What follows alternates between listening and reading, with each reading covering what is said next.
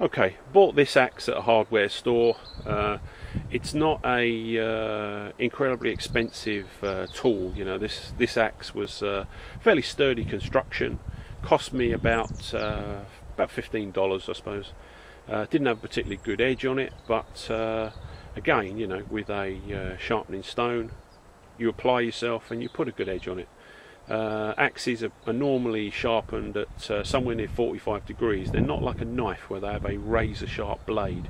You know, the physical weight of an axe is what tends to help you cut and split timber.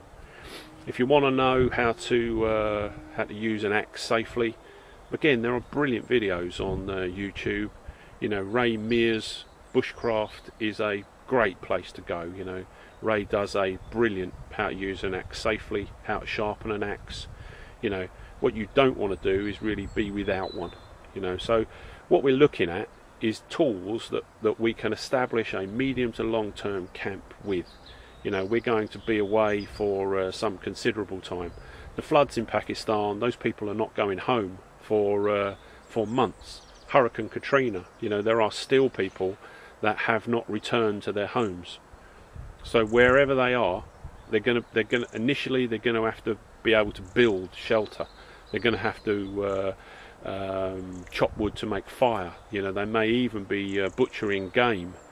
You know, so these tools, or a combination of these tools, are life-changing. You know, they will turn a very miserable existence into something that is, you know, to a degree, fairly comfortable. The main thing you need in a survival situation is a good mentality. You know, when I looked at the floods in Pakistan on the TV and in the media, what I saw was building materials all around me. What I saw was wood and timber lying everywhere.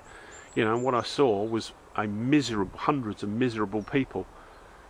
Now, what I was thinking when I saw those images was, God, look at all that wood. You know, straight away I was thinking about collecting in that timber, chopping it down, getting a fire going.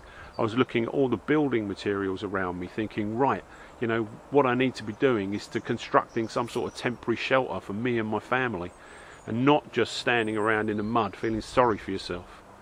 You know, so with these tools that I've showed you, suddenly life is completely different. Life is on the mend, life is on the up, things are getting easier. You know, we're not looking to others to sustain us.